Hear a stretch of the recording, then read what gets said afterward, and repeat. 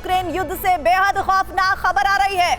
युद्ध की चिंगारी रोमानिया पहुंची है। रूस बमबारी लगातार जो जानकारी आ रही है उससे दहला हुआ है रोमानिया बॉर्डर और नेटो की ओर से बड़े पलटवार का खतरा बरकरार है। जंग की चिंगारी पहली बार तीसरे देश में पहुंची है। रूसी बमबारी से दहल गया है रोमानिया बॉर्डर। ये अभी की सबसे बड़ी खबर है। नेटो की ओर से बड़े इस वक्त जानकारी का खुलासा हो रहा है। सबसे बड़ी बात यह कि नेटो की ओर से बड़े पलटवार का खतरा है और जंग की चिंगारी पहली बार तीसरे मुल्क तक पहुंच गई है। काफी लंबे वक्त से यूक्रेनी प्रेसिडेंट जेलेंस्की अमेरिका और नेटो देशों से लॉन्ग रेंज वेपन्स की मांग कर रहे थे। हालांकि नेटो के कुछ मेंबर्स ने यूक्रेन को लंबी दूरी तक मार करने वाले हथियार भी दिए, लेकिन रूस जैसे महाबली के आगे नेटो के लॉन्ग रेंज वेपन्स फिसड्डी साबित हुए। मगर अब यूएस प्रेसिडेंट बाइडेन जेलेंस्की की डिमांड को पूरा करने वाले हैं। जल्द ही यूक्रेन को पेंटागन से विनाशक लॉन्ग रेंज वेपन मिलने वाले हैं, वो भी महज 7 दिनों के भीतर। तो क्या 7 दिन बाद महाप्रलय का आगाज होगा? भीषण रक्तपात होगा? रूस का कोना कोना बारूद से पता होगा आखिर क्या है पुतिन के खिलाफ सुपर पावर का ऑपरेशन 710। देखिए इस रिपोर्ट में। 7 दिन बाद रूस का कोना कोना बारूदी कोहराम से दहल जाएगा।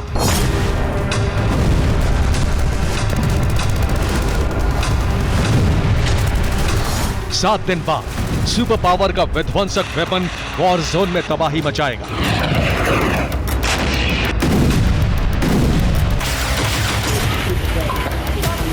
सात दिन बाद क्रीमिया पेनिनसुला पर यूक्रेन का कब्जा हो जाएगा।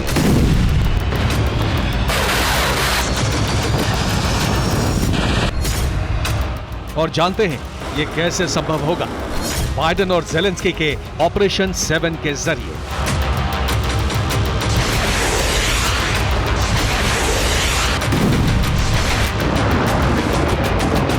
जी हां, जंग में हर नए दिन के साथ यूक्रेन का दबदबा बढ़ रहा है, जिसे देख क्रेमलिन तो सन्न है, मगर व्हाइट हाउस यूक्रेनी सेना के दबदबे से काफी खुश नजर आ रहा है।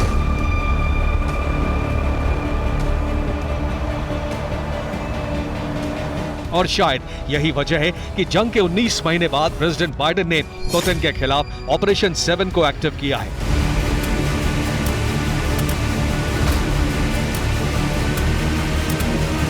आखिर कैसे, ये भी जान लीजिए।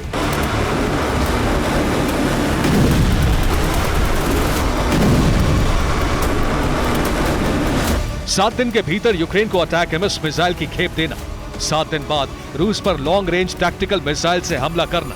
7 दिन बाद क्रीमिया पेनिनसुला पर पूरी ताकत से अटैक करना और 7 अक्टूबर को क्रीमिया का फिर से यूक्रेन में विलय करना।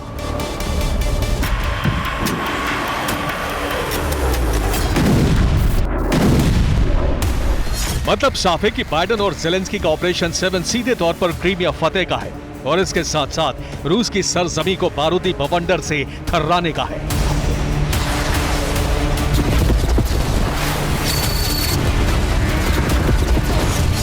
क्योंकि जिस व्हाइट हाउस के ऑर्डर के बाद पेंटागन जो हथियार यूक्रेन भेजने की तैयारी कर रहा है, वो न सिर्फ लंबी दूरी तक प्रहार करता है, बल्कि इसके साथ साथ किसी भी सुरक्षा कवच को नेस्तनाबूद कर सकता है। और वो है attack MS tactical ballistic missile.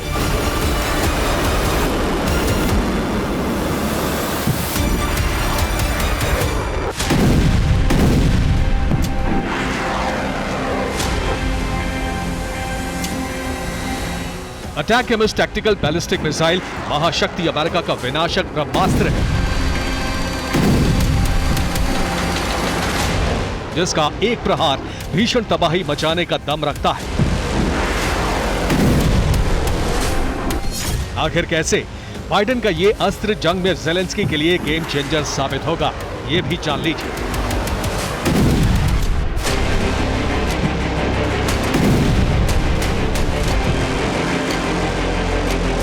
Attack MS missile की मारक क्षमता करीब 300 किलोमीटर है। इस अमेरिकी मिसाइल का कुल वजन 1670 किलो तक है। 13 फीट लंबी यह मिसाइल मैक 3 रफ्तार से हमला करती है। अटैक एमएस मिसाइल जीपीएस और नेविगेशन गाइडेंस से लैस है।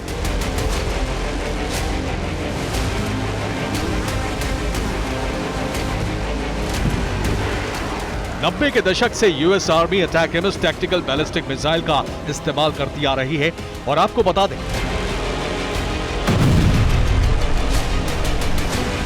कि सुपर पावर अमेरिका का यह ब्रह्मास्त्र साल 1991 से अब तक 3 बड़े युद्ध में इस्तेमाल किया जा चुका है। पहला गल्फ वॉर, दूसरा अफगानिस्तान वॉर और तीसरा इराक वॉर। इन तीनों वॉर फ्रंट पर अमेरिका की अटैकम्स टैक्टिकल बैलिस्टिक मिसाइल का बारूदी ट्रेलर बेहद ही विनाशक रहा।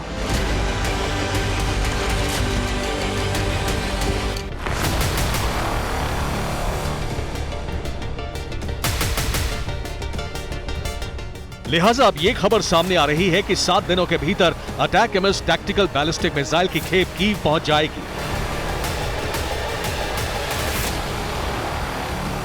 हालांकि मिसाइलों की तादाद कितनी होगी फिलहाल इस पर सस्पेंस है, मगर लंबे इंतजार के बाद यूएस प्रेसिडेंट बाइडेन ने यूक्रेन को लॉन्ग रेंज हथियार देने का ऐलान किया। हालांकि इसके पीछे की एक वजह यूएस इलेक्शन को माना जा रहा है।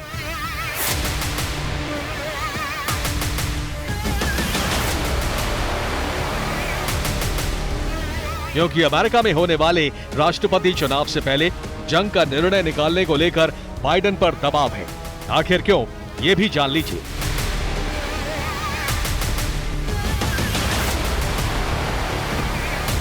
दरअसल यूएस इलेक्शन में बाइडेन को इस बार ट्रंप चुनौती देंगे। ट्रंप ने यूक्रेन को लेकर अपना स्टैंड साफ कर दिया है।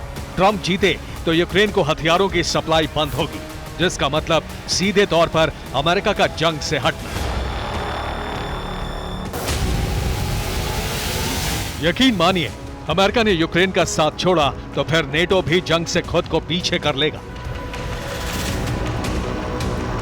जिसका मतलब ये कि रूस को सीधे तौर पर ये लाइसेंस मिल जाएगा कि वो यूक्रेन के साथ जो मर्जी सलूक कर सकता है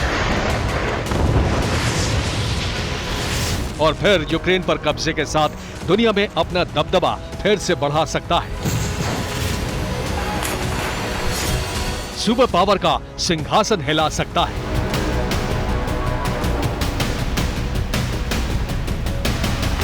लिहाजा ऐसा ना हो, इसके लिए बाइडेन ने पहले तो अटैकम्स मिसाइलों की खेप यूक्रेन भेजने की कवायद शुरू की, ताकि 7 अक्टूबर से पहले यूक्रेन क्रीमिया को जीत सके।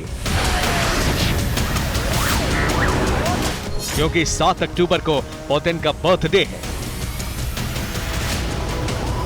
ऐसे में बाइडेन चाहते हैं कि पुतिन के खास दिन को रूस के सर्वनाश का दिन बना सके। बाइडेन के ऑपरेशन 7 को सफल बनाने के लिए ज़ेलेंस्की ने भी पूरी ताकत झोंक रखी है। क्रीमिया पर लगातार हमले किए जा रहे हैं, वो भी ताबड़तोड़ अंदाज में।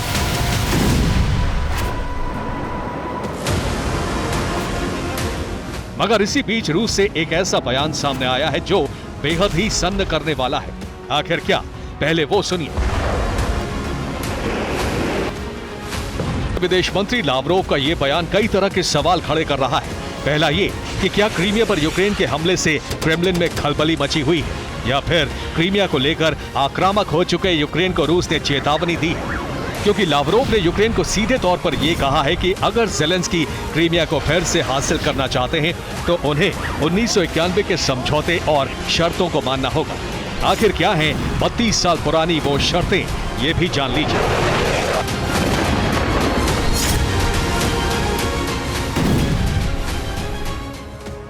दरअसल साल 1991 में यूएसएसआर का विघटन हुआ, सोवियत संघ कई हिस्सों में बटा। उसी में से एक हिस्सा यूक्रेन भी था, जिसके नक्शे में क्रीमिया भी शामिल था, लेकिन चंद शर्तों के साथ। वो ये कि यूक्रेन साल 1968 में परमाणु हथियारों को लेकर बनी ट्रीटी एनपीटी का पालन करेगा, यानी हर हाल में नॉन न्यूक्लियर देश रहेगा। और इसके अलावा दूसरी शर्त ये थी कि अगर यूक्रेन की सरजमी पर एक भी परमाणु हथियार मौजूद है तो वो एटमी हथियार मॉस्को को सौंपा जाएगा। वहीं रूस यूक्रेन के बीच तीसरा समझौता ये था कि यूक्रेन एक गुट निरपेक्ष देश बना रहेगा, यानी न्यूट्रल कंट्री। वहीं चौथी शर्त ये रखी गई कि यूक्रेन कभी भी उत्तरी अटलांटिक संधि संगठन यानी कि नेटो का सदस्य नहीं बनेगा, जो रूस का कट्टर विरोधी है। और सबसे अहम पांचवी शर्त ये रखी गई कि यूक्रेन कभी भी रूस के लिए किसी भी तरह के खतरे की वजह नहीं बनेगा।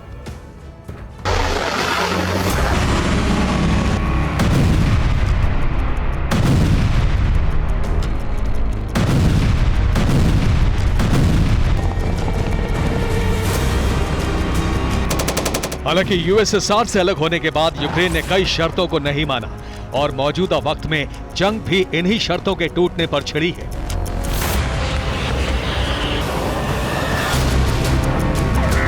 क्योंकि यूक्रेन नेटो का मेंबर बनना चाहता है, जिसका मतलब सीधे तौर पर रूस को खतरा। बस इसी बात से पुतिन भड़के हुए हैं, मगर लावरोव के बयान से साफ है कि अगर ज़ेलेंस्की पुराने समझौते पर कायम रहते हैं तो फिर क्रीमिया को लेकर रूस यूक्रेन में बातचीत हो सकती है।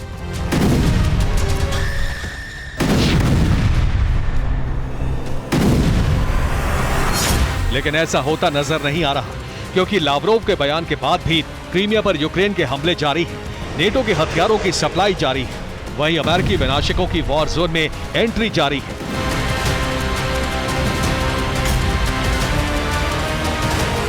लिहाजा पुतिन ने भी अब यूक्रेन के साथ साथ नेटो पर चढ़ाई का खुला ऐलान कर दिया है। वैसे तो यूक्रेन के खेरसोन और लुहांस्क में पुतिन के ब्रिगेड का बारूदी कोहराम जारी है, मगर बीती रात रूसी डिफेंस ने नेटो के एक देश पर भी आसमानी प्रहार किया है, वो भी प्रचंड तरीके से।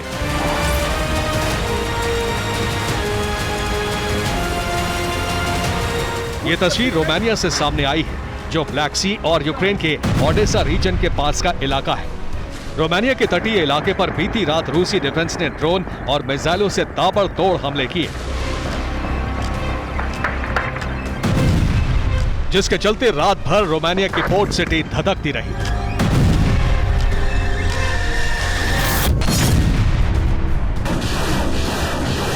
नेटो देश पर हमला कर पुतिन ने अपना मैसेज साफ कर दिया है कि अगर क्रीमिया को आंच भी आए तो यूक्रेन के साथ साथ नेटो देशों का वजूद भी साफ हो जाएगा। अब यह देखना होगा कि नेटो मेंबर पर हुए इस हमले का जवाब सुपर पावर अमेरिका और नेटो के 31 देश किस अंदाज में देते हैं। Bureau report, TV9 Bharatvarsh. इस वक्त एक बड़ी खबर आ रही है। यूक्रेन के ओडेसा पोर्ट पर भीषण बमबारी हुई है। 12 घंटे से रूस बरसा रहा है गोला बारूद। पोर्ट पर यूक्रेन के 30 ट्रक ध्वस्त हुए हैं। ओडेसा पोर्ट पर यूक्रेन को भारी नुकसान होने की खबर है। मिसाइल और ड्रोन से रूस का यह हमला हुआ है, जिसकी तस्वीरें इस वक्त आप देखिए। क्रीमिया में अभी मलबा हटाने और शव निकालने का काम खत्म भी नहीं हुआ कि यूक्रेन ने रूस के एक और एयरबेस को तबाह कर दिया। रूस के कुर्स्क में एक रशियन एयरबेस पर जोरदार धमाका हुआ, जिसमें रेजिमेंट कमांडर समेत कई लोगों की मौत हो गई। खास बात यह है कि इस बार यूक्रेन के उस ड्रोन में धमाका हो गया जिसे रूसी सैनिकों ने जब्त कर लिया था, लेकिन इंजन ऑफ होने के बावजूद ड्रोन में बम की तरह धमाका हो गया। क्रीमिया में ब्लैक सी फ्लीट के कमांडर की मौत हुई है, तो वहीं अब कुर्स्क में रूस ने वायुसेना के कमांडर को गंवाया है। कुछ रिपोर्ट्स दावा कर रही हैं कि पुतिन अब यूक्रेनी रक्षा मंत्री रुस्तम का खून बहाकर प्रतिशोध लेंगे। इस बार क्रीमिया से करीब 1500 किलोमीटर दूर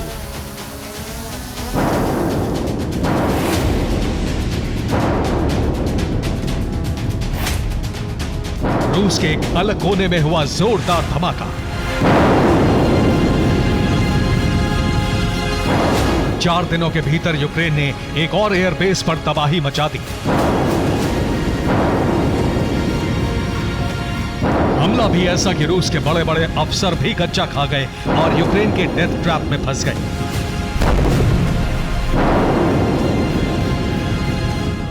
रूस ने 4 दिनों के भीतर नौसेना के एक एडमिरल के बाद वायुसेना के एक टॉप कमांडर को गंवा दिया। सेवेस्तोपोल से शव निकलने का सिलसिला भी नहीं थमा था कि रूस के कुर्स्क का एक एयरबेस दहल उठा। क्रीमिया में अटैक के बाद रूस की तीनों सेनाएं हाई अलर्ट मोड में हैं, लेकिन फिर भी यूक्रेन एक एयरबेस को तबाह करने में कामयाब हो गया।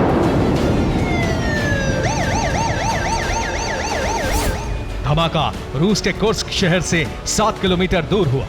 यूक्रेन के टारगेट पर खलीनो एयरबेस था। यहां रूस की 14th एविएशन रेजिमेंट की तैनाती है। यहां रशियन सुखोई 30 MS बॉम्बर के विमानों की तैनाती है।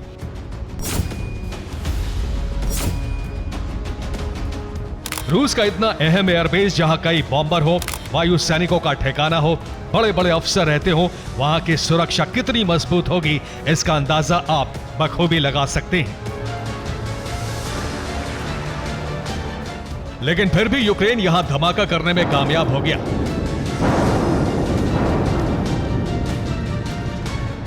जानते हैं क्यों? क्योंकि इस अटैक का तरीका बिल्कुल अलग था। इस बार यूक्रेन का ड्रोन भी अलग तरीके का था। आपको बताते हैं कुर्स्क के खलीनो एयरबेस पर तबाही कैसे मची।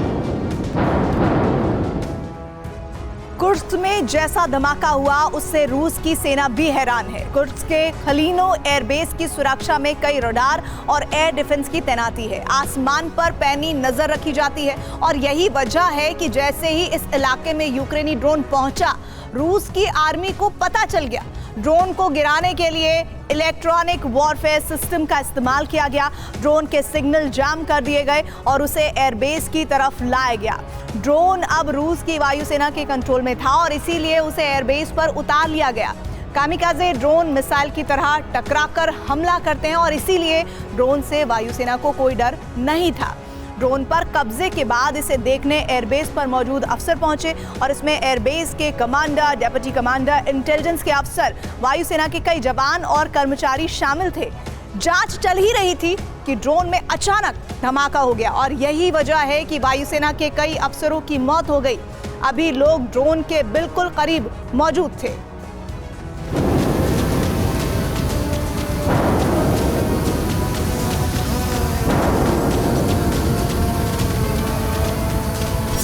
रूस के तमाम अफसर जिससे कामिकाज़े ड्रोन समझ रहे थे, उससे धमाका एक टाइम बम की तरह हुआ।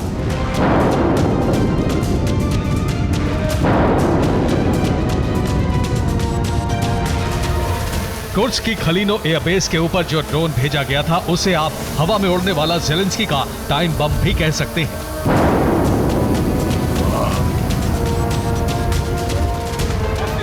आवाज, आकार, सब कुछ ड्रोन जैसा था, लेकिन धमाके के लिए इस ड्रोन में एक खास सिस्टम लगाया गया था।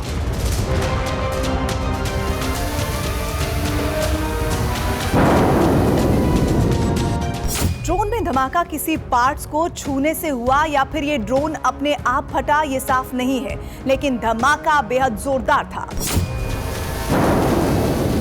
छोटे से ड्रोन में बेहद शक्तिशाली विस्फोटक था। रूस के कितने बॉम्बर बर्बाद हुए ये अभी साफ नहीं है, लेकिन जितनी मौतें हुई हैं और सैटेलाइट से एयरबेस की जो तस्वीरें आई हैं, उससे लगता है एयरबेस पूरी तरह से नष्ट हो गया।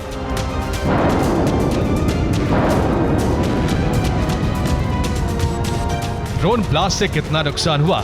रेजिमेंट कमांडर की मौत हो गई, कमांडर के डिप्टी की भी मौत हो गई, एविएशन के कई अफसर मारे गए, खुफिया एजेंसी एफएसबी का एक अफसर धमाके की चपेट में आया, एयरबेस के कई कर्मचारियों की मौत हुई और कई गंभीर रूप से जख्मी हैं।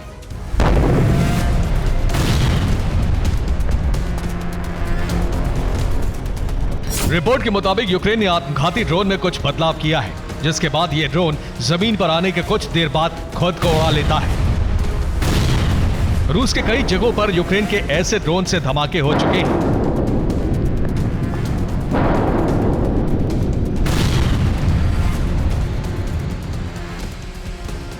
तकनीक ऐसी है कि एक बार लॉन्च होने के बाद जब भी ये ड्रोन बंद होगा या फिर इसकी रफ्तार कम होगी तो ये ड्रोन खुद को खत्म कर लेगा, यानी कि इस ड्रोन में होगा जोरदार धमाका।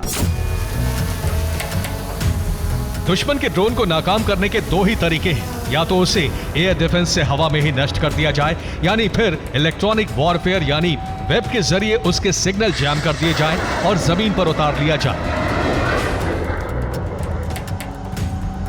लेकिन अब रूस को किसी भी ड्रोन को जमीन पर उतारने से पहले 100 बार सोचना होगा, क्योंकि रूस ने एयरबेस और नेवल बेस गंवाने के साथ ही अपने 2 टॉप अफसरों को भी गंवा दिया है।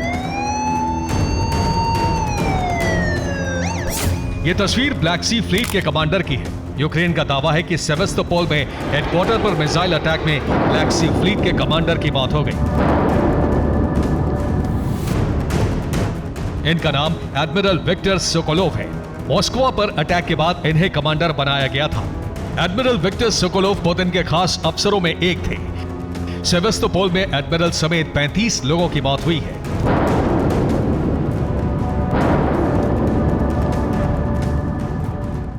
रूस के एडमिरल की मौत के 4 दिन बाद ही अब कुर्स्क में वायुसेना के कमांडर की मौत हुई। रिपोर्ट्स के मुताबिक अब रूस खून का बदला खून से लेने के लिए बेताब है।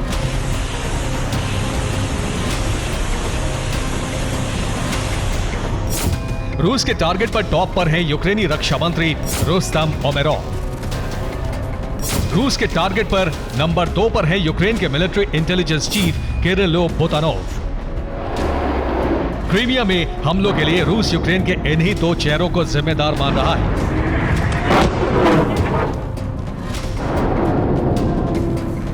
यही वजह है कि पुतिन ने खुद अपने कमांडर्स और खुफिया एजेंसियों को अब रुस्तम और बुतानोव के पीछे लगा दिया है।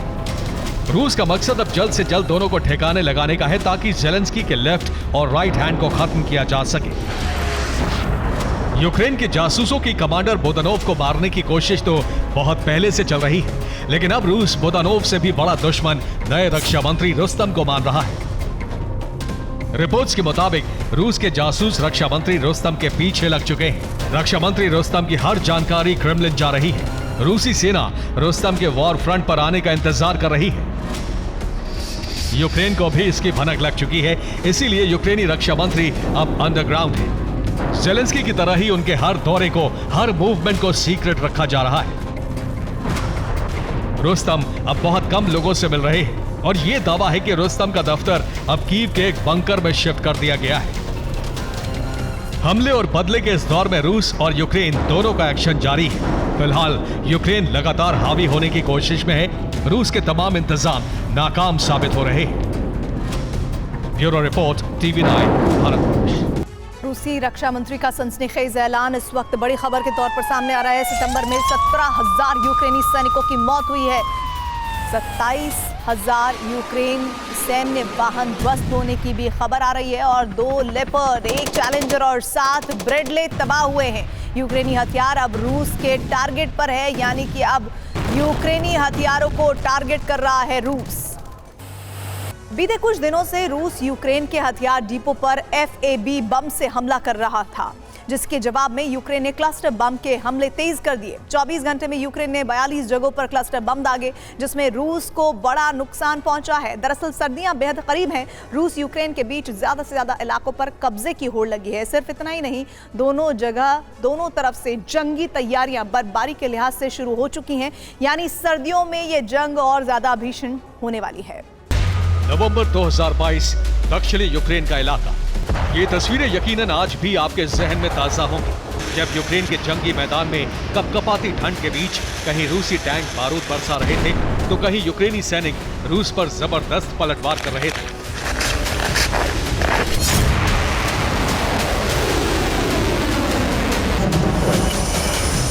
यूक्रेन के ज्यादातर इलाकों का तापमान 0 से नीचे था, लेकिन युद्ध की आग हर जगह धधक रही थी।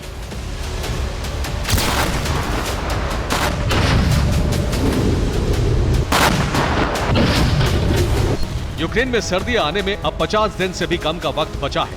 ऐसे में रूस जहां ज़ेलेंस्की के जवानों पर फैब 500 बम बरसा रहा है, वहीं यूक्रेन ने क्लस्टर बमों से पुतिन खेमे में खलबली मचा दी है।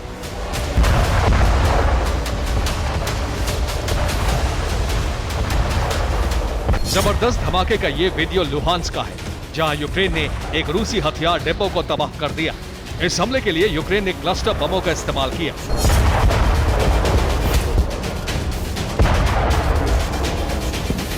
रूसी कब्जे वाले क्रास्नोदोन में भी यूक्रेन ने एक रूसी हथियार डिपो को तबाह कर दिया।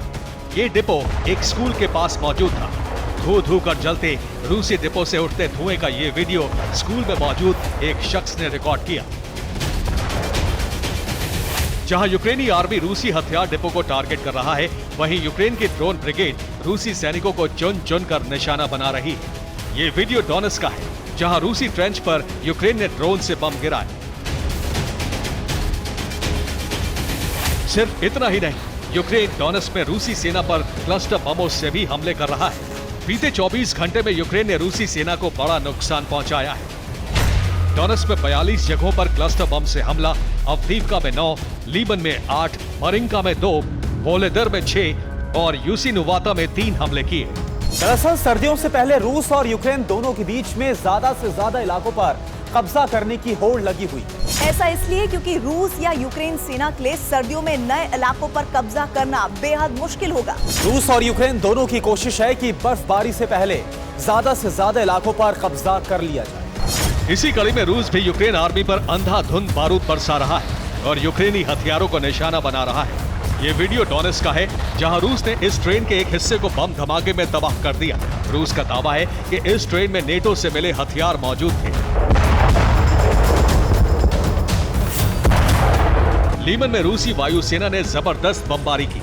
Su-34 फाइटर जेट से फ्रंटलाइन पर मौजूद यूक्रेनी सैनिकों पर जबरदस्त मिसाइल अटैक किया।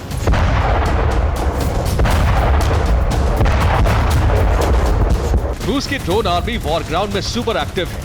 जरा इस वीडियो में देखिए कैसे रूस ने ड्रोन से एक यूक्रेनी सैनिक पर बम गिराया।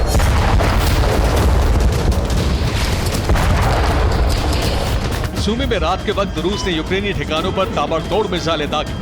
हालांकि यूक्रेन ने ज्यादातर मिसाइलों को हवा में ही नष्ट कर दिया। एक मिसाइल को हवा में तबाह करने का वीडियो भी यूक्रेन ने जारी किया।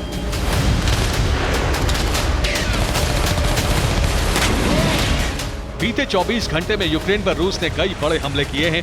रूसी रक्षा मंत्रालय का दावा है 24 घंटे में रूस ने यूक्रेन पर 72 एयर स्ट्राइक की। 11 यूक्रेनी मिलिट्री कैंप पर हमला किया।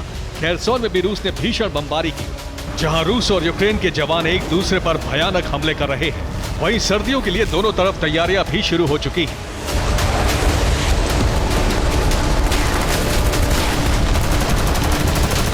रूस सर्दियों में हमले के लिए ड्रोन्स की टेस्टिंग कर रहा है। रूसी यूएवी एक्सपर्ट एडवर्ड बागदासेरियन के मुताबिक रूसी सेना के पास खास तरह के सैन्य केंद्र हैं। यहां कम तापमान में यूएवी का परीक्षण किया जा रहा है। जरूरत के मुताबिक तकनीक में बदलाव किए जा रहे हैं। सर्दियों से पहले रूस जहां अपने हथियारों की कम तापमान में टेस्टिंग कर रहा है, वहीं यूक्रेनी सेना भी सर्दियों से पहले हथियार इकट्ठा कर रही है, ताकि ठंड में लड़ने के लिए उसके पास बारूद की कमी ना हो। जर्मनी से यूक्रेन को सर्वेल स्पायर सर्विलांस सिस्टम मिल चुका है। जल्दी उसे टॉरस लॉन्ग रेंज मिसाइलें मिलने वाली है। यूक्रेनी सेना को नए हेलमेट भी मिलने वाले हैं।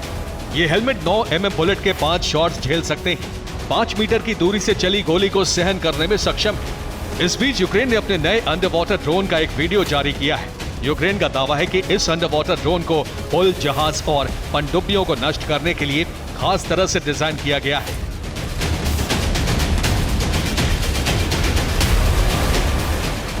सर्दियों से पहले पुतिन की सेना और ज़ेलेंस्की के जवान खुद को हथियारों के मोर्चे पर तैयार कर रहे हैं। कोशिश है ज्यादा से ज्यादा हथियारों की टेस्टिंग और जखीरे को बढ़ाना, जिससे साफ है कि रूस यूक्रेन के बीच जारी ये जंग सर्दियों में ज्यादा भीषण होगी। Bureau report, TV9 Bharatvarsh. बड़ी खबर इस वक्त आ रही है दिमित्री मेदवेदेव की। नेटो को चेतावनी, लंबी दूरी के हथियार का मतलब विश्व युद्ध। नेटो हिटलर की विचारधारा का गुट है। नेटो का अंजाम नाजी सेना से भी बुरा होगा। और मेदवेदेव रूसी सुरक्षा परिषद के उप प्रमुख है और उनका ये जो दावा है ये कितना जबरदस्त हो सकता है, ये मौजूदा युद्ध के हालात को देखकर आप समझ सकते हैं। दरअसल दिमित्री मेदवेदेव ने नेटो को ये चेतावनी दी है। और इसी के साथ ही युद्ध में पहली बार नेटो पर रूस ने सीधा प्रहार कर दिया है। नेटो देशों के बॉर्डर पर पुतिन ने अपना प्रक्षेपास्त्र दागना तेज कर दिया। उधर नेटो भी रूस के साथ सीधे भिड़ने की तैयारी कर चुका है। अमेरिका ने नेटो देशों में F-16 जैसे अपने लड़ाकू विमानों की तैनाती बढ़ा दी है। यूक्रेन और रूस के बॉर्डर से सटे नेटो देशों में अमेरिका बड़ी तादाद में घातक हथियारों को भी भेज रहा है। तो क्या ये वर्ल्ड वॉर का सिग्नल है? क्या सर्दियों से पहले ही महायुद्ध का महाविस्फोट हो जाएगा? विश्व युद्ध का ऐलान अभी नहीं हुआ है, लेकिन तैयारियां पूरी हैं। विश्व युद्ध का बिगुल अभी नहीं बजा है, लेकिन उसके लिए रणनीति बना ली गई है।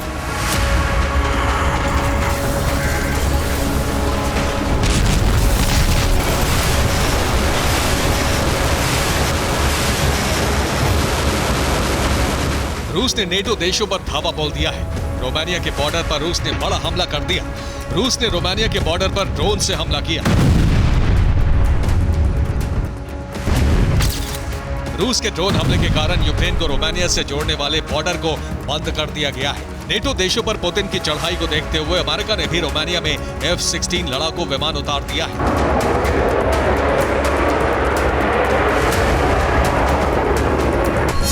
रिपोर्ट्स के मुताबिक अमेरिका ने पूर्वी रोमानिया में F-16 लड़ाकू विमान तैनात किए हैं। 22 सितंबर को अमेरिकी वायुसेना के 4 F-16 लड़ाकू विमान रोमानिया के फिटेस्टी एयरबेस पर पहुंचे। हर F-16 लड़ाकू विमान में लंबी और मध्यम दूरी की मिसाइलें लगी हुई हैं। वहीं ब्लैक सी क्षेत्र में नेटो ने हवाई गश्त बढ़ा दी है। रोमानिया की पूर्वी सीमा पर नेटो ने नो फ्लाई जोन लागू कर दिया है। नेटो ने यह फैसला रोमानिया के बॉर्डर पर रूस के बढ़ते ड्रोन और मिसाइल हमलों को देखते हुए लिया है। यूक्रेन से सटे रोमानिया में अमेरिका के F-16 लड़ाकू विमान भेजने का आखिर क्या मतलब है? एक्सपर्ट्स का मानना है कि अमेरिका और रूस की जंगी तैयारियों से वर्ल्ड वॉर का खतरा बढ़ गया है। उधर अमेरिका ने नेटो के सदस्य पोलैंड में भी अपने हथियारों की तैनाती बढ़ा दी है। बाल्टिक क्षेत्र में नेटो नियमित रूप से अपने हथियार और सैन्य शक्ति बढ़ा रहा है।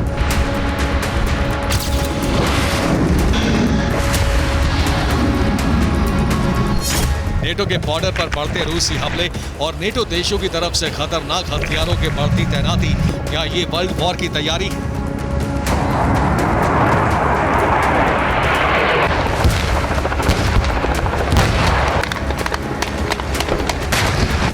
रूसी सेना यूक्रेन पर S-300 जैसी घातक मिसाइलों से लगातार प्रहार करके यूक्रेन के ठिकानों को ध्वस्त कर रही है।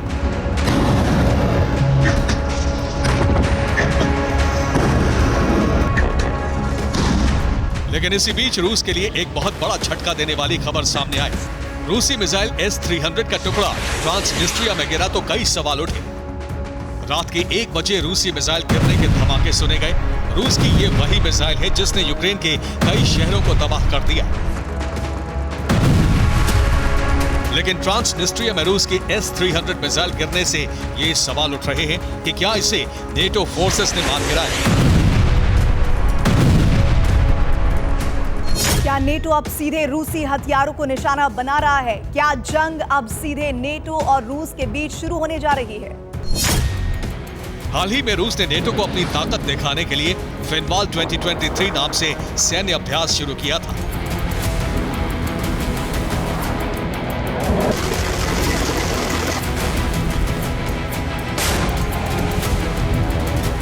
साल के इतिहास में रूस ने पहली बार इस सैन्य अभ्यास में आसमान और समंदर से एक साथ मिसाइलें दागी। रूस ने बिल्कुल अमेरिकी बॉर्डर के नजदीक अपनी ताकत दिखाई, जिसमें MiG-31 फाइटर जेट से लेकर कई रूसी सबमरीन और वॉरशिप भी शामिल हुए।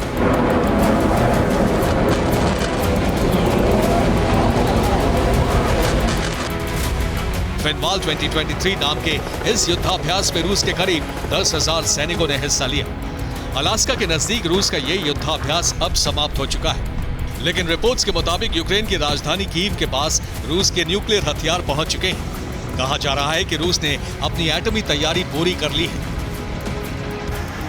पुतिन के शक्ति प्रदर्शन और एटमी हथियारों के बाद नेटो देश भी महायुद्ध की तैयारी करने लगे।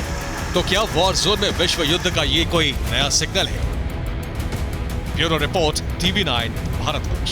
सर्दियों के आने से पहले यूक्रेन काफी अग्रेसिव हो गया है। क्रीमिया से लेकर मॉस्को तक हमले पर हमले किए जा रहे हैं। ज़ेलेंस्की जानते हैं कि अगर रूस को बैकफुट पर लाना है तो इसी तरह हमले करने होंगे। यही वजह है कि यूक्रेन को नेटो देशों से लगातार हथियार मिल रहे हैं। अब अमेरिका ने अब्राम्स टैंक की खेप भेज दी है, जिसके बाद एटमी जंग शुरू हो सकती है। आखिर क्यों अब्राम्स जंग में गेम चेंजर साबित हो सकता है और क्यों इसके आने से परमाणु युद्ध शुरू होने के आसार बढ़ गए हैं, देखिए इस रिपोर्ट में।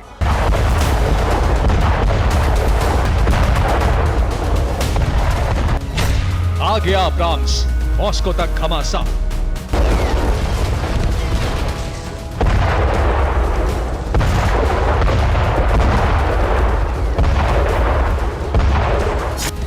अब जंग न्यूक्लियर, कीव पर एटमी टेरर।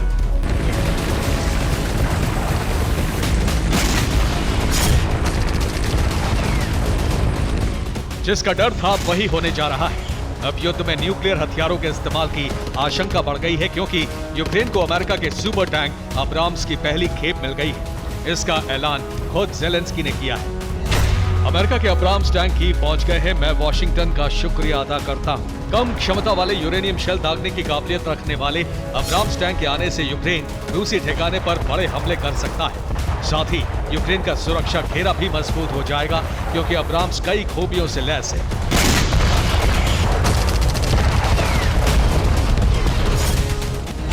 एक 120 millimetre smooth bore gun, .50 calibre और 7.62 मिलीमीटर की मशीन गन से लैस होता है, जिसकी रेंज 3 किलोमीटर होती है। इसमें 1500 HP गैस टरबाइन इंजन लगा होता है, जिसकी वजह से इसकी रफ्तार 68 किलोमीटर प्रति घंटे होती है। ये एक बार में 425 किलोमीटर की दूरी तय कर सकता है। यही वजह है कि आमने सामने की लड़ाई में दुश्मन पर भारी पड़ता है। साथ ही ये कम ऊंचाई पर उड़ते विमानों को तहस नहस करने का दम रखता है। लेकिन इसकी सबसे बड़ी खूबी है इसकी एटमी ताकत। दरअसल रूस को सर्दियों से पहले बैकफुट पर लाने के लिए यूक्रेन ने रेडियो एक्टिव प्लान बनाया है। Abrams tank depleted uranium shell से अटैक कर सकता है। डिप्लीटेड यूरेनियम शेल से अटैक से तेज धमाका होता है। साथ ही टारगेट पर गिरने के बाद उससे 538 डिग्री हाई टेम्परेचर आग की लपटें भी निकलती हैं। यानी यूरेनियम से भरे गोले दुश्मन के टैंक और आर्मर्ड व्हीकल को पूरी तरह ध्वस्त कर सकते हैं। इसलिए अब्राम्स टैंक की खेप के साथ यूक्रेन को डिप्लीटेड यूरेनियम शेल भी दिए जा रहे हैं, जिससे वो रूस के टैंक और आर्मर्ड व्हीकल्स को नुकसान पहुंचा सके। अगर यूक्रेन ने अब्राम्स के डिप्लीटेड यूरेनियम शेल दागे तो रूस को एटमी हथियार इस्तेमाल करने का मौका मिल जाएगा। डिप्लीटेड शेल से हल्का रेडिएशन फैलता है, जिससे रूस एटमी अटैक मानकर यूक्रेन पर परमाणु हथियारों का इस्तेमाल कर सकता है।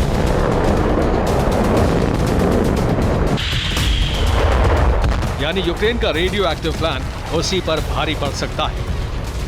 Bureau report, TV9 Bharatvarsh. अब हम आपको जो रिपोर्ट दिखाने जा रहे हैं वो बहुत चौंकाने वाली है। बड़ी बात यह है कि हैरान करने वाला ये खुलासा ज़ेलेंस्की की पत्नी ने किया है। आखिर ज़ेलेंस्की की पत्नी ने ऐसा क्या कह दिया जिससे अमेरिकी राष्ट्रपति जो बाइडेन भी हैरत में है। देखिए स्पेशल रिपोर्ट। बाइडेन को निराशा, मिसेस ज़ेलेंस्की का खुलासा। क्या होने वाली है ज़ेलेंस्की की विदाई? क्या जंग के नतीजों से पहले ज़ेलेंस्की पर होगा बड़ा फैसला?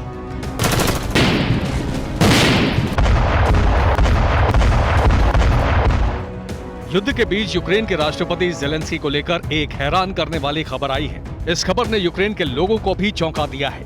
रूसी मीडिया के दावों के मुताबिक ज़ेलेंस्की पर आए नए बयान से यूक्रेन के प्रेसिडेंट की सत्ता को लेकर नई अटकलें लगाई जाने लगी हैं। गौर करने वाली बात यह है कि ये बड़ा बयान खुद ज़ेलेंस्की की पत्नी ने दिया है। रूसी मीडिया के मुताबिक ज़ेलेंस्की की पत्नी ओलेना ज़ेलेंस्का ने कहा है कि अगर ज़ेलेंस्की को लगा तो दूसरे टर्म के लिए वो चुनाव नहीं लड़ेंगे। ज़ेलेंस्की तभी चुनाव लड़ेंगे जब यूक्रेन के लोग उन्हें ऐसा करने के लिए कहेंगे। यूक्रेन में मार्च 2024 में राष्ट्रपति का चुनाव होना है।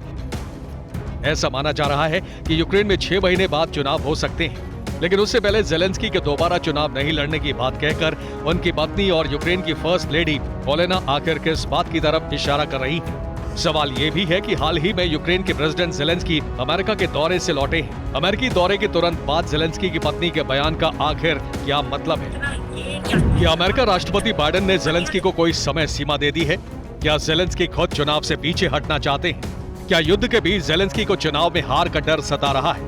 क्या युद्ध शुरू होने के बाद ज़ेलेंस्की की लोकप्रियता यूक्रेन में खत्म होती जा रही है? क्या नेटो ने उन्हें सत्ता से हट जाने का संकेत दे दिया है? नागोर्नो कराबाख में न बम का धमाका हुआ न मिसाइल चली, लेकिन फिर भी इतना बड़ा धमाका हुआ कि 20 लोगों की जान चली गई। रिपोर्ट के मुताबिक कराबाख का एक ऑयल डिपो अचानक धधकने लगा। आर्मीनिया का आरोप है कि तेल डिपो में आग हादसा नहीं बल्कि एक साजिश हो सकती है।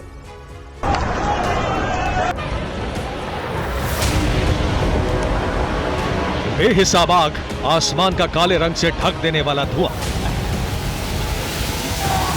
ये तस्वीर उसी नागोर्नो काराबाख की है जहां रह रहकर गोलियों की आवाज गूंजने लगती है।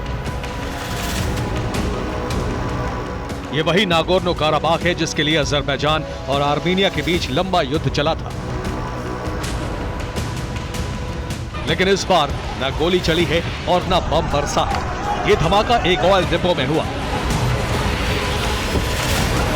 आग की लपटें आसमान छूने लगी और करीब आधे किलोमीटर के इलाके में दम घोटने वाला धुआं फैल गया। आग की वजह से 20 लोगों की मौत हो गई। 300 से ज्यादा लोग घायल हैं। ज्यादातर घायलों की हालत नाजुक है।